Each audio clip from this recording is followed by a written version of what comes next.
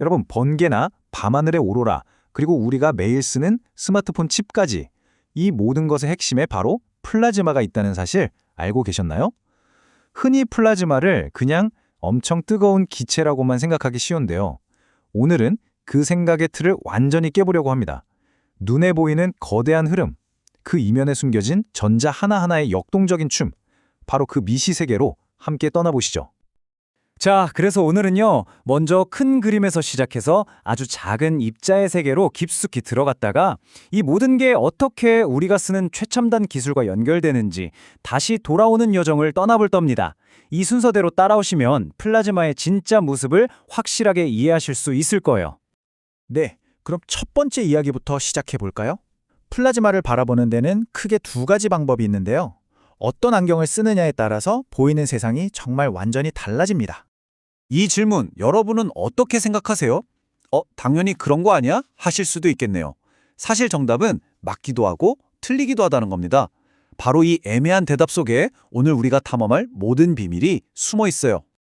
여기 이 비유가 정말 기가 막히는데요. 왼쪽의 유체적 관점은 플라즈마 전체를 그냥 하나의 거대한 강물처럼, 그러니까 고속도로의 전체적인 교통 흐름으로 보는 거예요. 하지만 오늘 우리가 집중할 건 바로 오른쪽의 운동학적 관점입니다.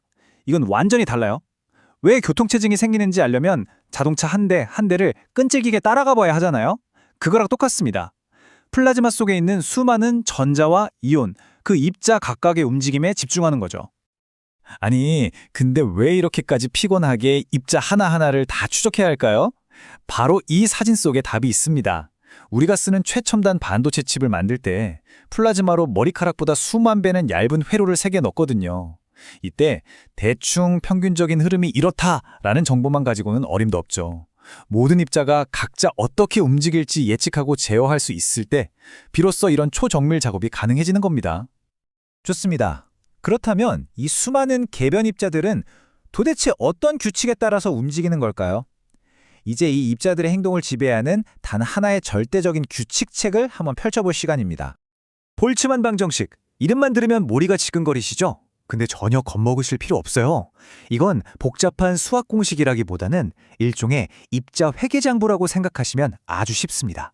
어떤 공간에 어떤 속도를 가진 입자가 몇 개나 들어오고 나갔는지, 또 입자끼리 쾅 부딪혀서 어떻게 변했는지를 아주 꼼꼼하게 기록하고 계산하는 그런 마스터 공식인 거죠. 그런데 문제가 하나 있습니다.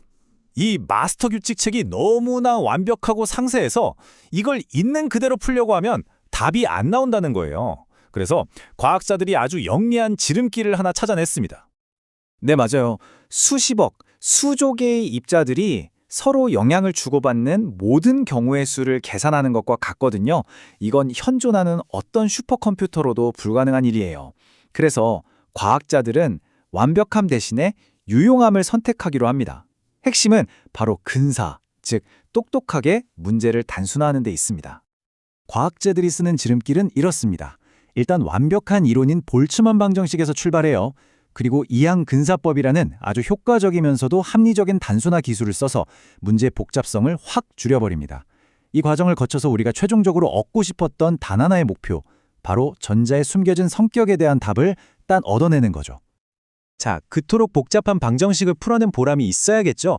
그 보상은 바로 플라즈마의 모든 것을 결정하는 성격을 한눈에 파악할 수 있는 아주 강력한 도구를 얻게 되는 겁니다. EEFF, 바로 전자 에너지 분포 함수입니다. 이름이 좀 어렵죠? 저는 이걸 그냥 플라즈마 성격 프로필이라고 부르고 싶어요. 이 프로필을 딱 보면 플라즈마 속 전자들이 대부분 에너지가 낮은 평범한 친구들인지, 아니면 몇몇이 엄청난 에너지를 가진 슈퍼스타처럼 막 활동하는지를 단번에 알 수 있습니다. 사람의 성격이 그 사람의 행동을 결정하듯이 EEFF가 플라즈마의 모든 것을 결정하는 핵심 열쇠인 셈이죠. 플라즈마에도 대표적인 성격 유형이 있어요.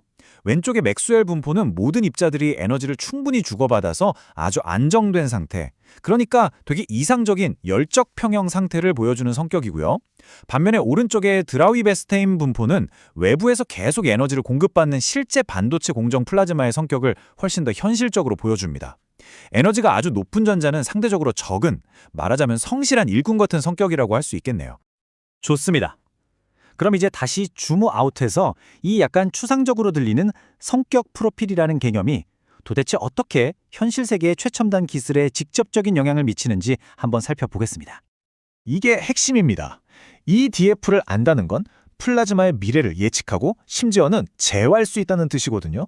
어떤 화학 반응이 얼마나 빠르게 일어날지, 전기는 또 얼마나 잘 통할지 사실상 모든 걸 미리 알 수 있게 되는 거죠.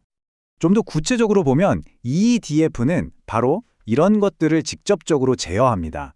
입자들이 얼마나 빨리 퍼져나가는지, 전기장이 얼마나 민감하게 반응하는지, 그리고 전기가 얼마나 잘 통하는지, 또 가장 중요하게는 반도체 식각 같은 핵심 화학 반응이 얼마나 빠르고 효율적으로 일어날지를 전부 결정해요. 결국 이 EDF를 제어하는 게 곧 전체 공정의 성공과 실패를 가르는 겁니다. 그리고 이 사실은 우리가 왜 이렇게까지 깊이 파고들어야 하는지를 명확하게 보여줍니다.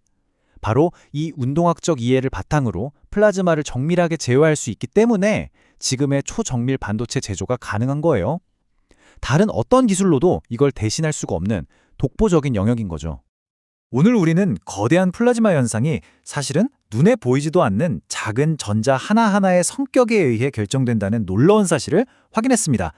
지금 여러분 손에 들고 계신 바로 그 스마트폰이 이 모든 이야기의 강력한 증거고요. 그렇다면 혹시 우리 주변의 경제나 사회 현상 혹은 거대한 자연의 움직임 속에도 이렇게 개별 요소들의 숨겨진 춤이 전체 시스템을 결정하고 있는 건 아닐까요? 이 질문을 마지막으로 여러분께 남겨봅니다.